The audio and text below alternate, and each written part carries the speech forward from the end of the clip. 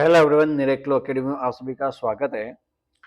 जैसा कि आप सभी को पता है कि अभी हाल ही के अंदर आपके जो जेएलओ का एग्जाम है उसका सिलेबस आपके चेंज कर दिया गया है। पता है ना आपको? नहीं पता है तो हाँ, मैं ये कह देना चाहता हूँ कि आप लोगों के जो जेएलओ का एग्जाम अब जो जुलाई में एग्जाम होगा उसका सिलेबस है वो चेंज कर दिया दोस्तों।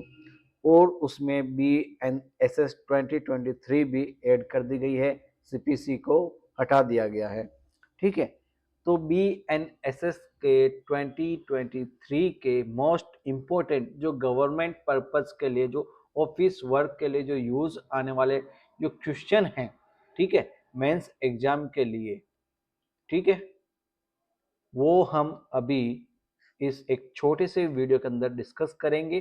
ठीक है, फिर वन बाय वन हम उन क्वेश्चन के अंदर के आंसर को भी हम क्या करेंगे, डिस्कस करेंगे।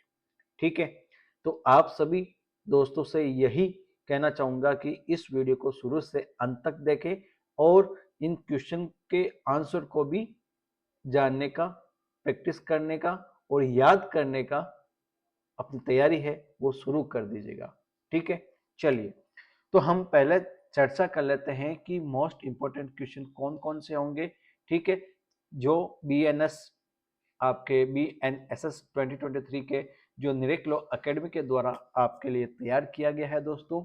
ठीक है, चलिए, ये हमारा टेलीग्राम ग्रुप है जिसमें आपको ये वाली PDF जो अभी मैं आपको समझा रहा हूँ वो आपको मिलेगी। ठीक है, तो आप सभी दोस्तों से यही कहूँगा कि इस टेलीग्राम ग्रुप को आप ज्वाइन कर लेना ताकि ये PDF आपको वहाँ पर अवेलेबल हो जाएगी। दूसरा, यहाँ पे आपके क्विज भी होता रहता है तो वो भी आपको मिलता रहता है। इंपॉर्टेंट जो भी अपडेट है, ठीक है, वो भी यहाँ पे आपको मिलते रहते हैं। लिंक, जो भी वीडियो कब होगा, कैसे होगा, ठीक है, एप्लीकेशन का लिंक वगैरह, तो वो सारे आपको यहाँ पे मिलते रहते हैं। ठीक है, तो आप इस चैनल को लाइक और सब्सक्राइब भी करें और जुड़ें। ये रहा आपके निरेक एकेडमी का जो एप्लीकेशन है, वो भी आप उसको डाउनलोड कर लेना गूगल प्ले स्टोर पर। ठीक है, और अब देखिए, मैं आप लोगों के लिए जो जेएलओ रिटन एग्जाम के 20 इंपॉर्टेंट क्वेश्चन है वो लेकर आया हूँ। तो BNSS के अंतर्गत आपके ये ध्यान में रखना है कि 2023 के अंतर्गत जो आपके FIR का जो सेक्शन है 173 की अवधारणा को समझाना है, यानी जीरो FIR और इलेक्ट्रॉनिक FIR का सरकारी कार्यालय में क्या महत्व है उसको आपको बताना है।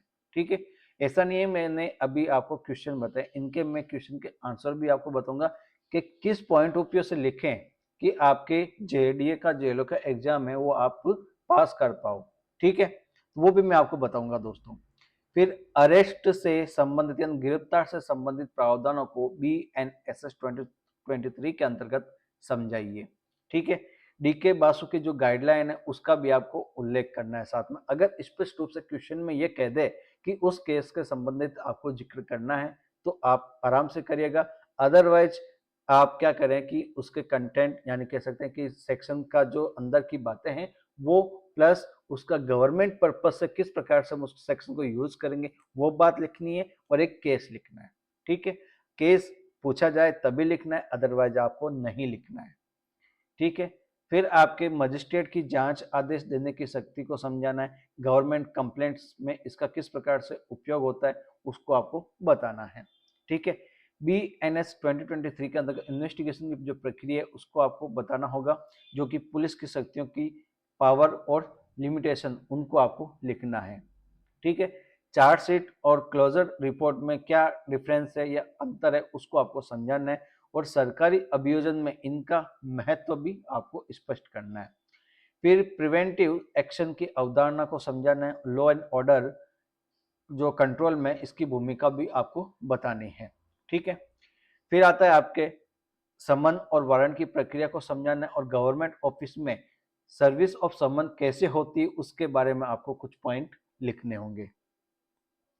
फिर आता है कॉग्निजेंस ऑफ ऑफेंस क्या है, मजिस्ट्रेट कॉग्निजेंस कब और कैसे ले सकता है, इसके बारे में आपको लिखना होगा। ठीक है, फिर आता है BNSS 2023 में पब्लिक ऑर्डर से संबंधित प्रावधान को भी आपको बताना होगा और सेक्शन 144 जैसे आदेशों का प्रशासनिक महत्व क्या है उसके बारे में आपको लिखना होगा।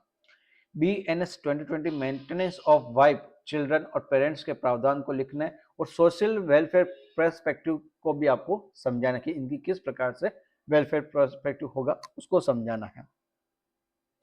फिर नेक्स्ट है कि जो फेयर ट्रायल होती है आपके, ठीक है, उसकी अवधारणा को स्पष्ट करना और जो आपके एक्यूज्ड है उसके अधिकार को बताना है, ठीक है।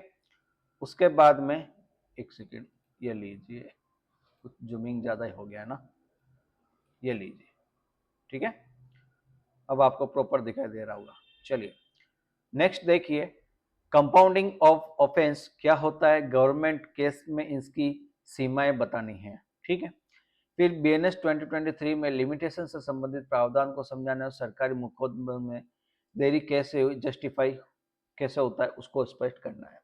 अपील और रिवीजन में क्या डिफरेंस है वो बताना है। स्टेट अपील की क्या भूमिका है वो आपको लिखनी है। BNS 2023 के अंतर्गत डिस्पोजल ऑफ सीज्ड प्रॉपर्टी की प्रक्रिया को बताना है और गवर्नमेंट कस्टडी में अगर कोई भी हो तो उसकी सावधानी क्या होगी वो भी आपको बतानी है। इरेगुलर प्रोसीडिंग से संबंधित प्रावधान समझाइए। टेक्निकल ऑब्जेक्शन से सरकार कैसे बच सकती है इसके बारे में आपको कुछ 4-5 बातें लिखनी है।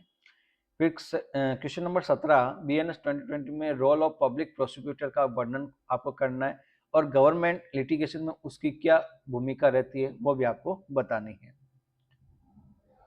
अरेस्ट विदाउट वारंट कब किया जा सकता है, इलीगल अरेस्ट के परिणाम क्या होंगे वो भी आपको बताना है।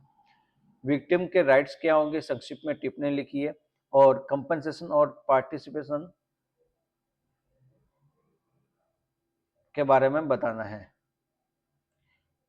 और BNS के जो CRPC 2023 और CRPC 1973 में के बीच में क्या अंतर है, यानी जूनियर लीगल ऑफिसर आप बन रहे हो उसके दृष्टिकोण से आपका प्रैक्टिकल इम्पैक्ट है वो आपको बताना है मेरे दोस्तों, ठीक है।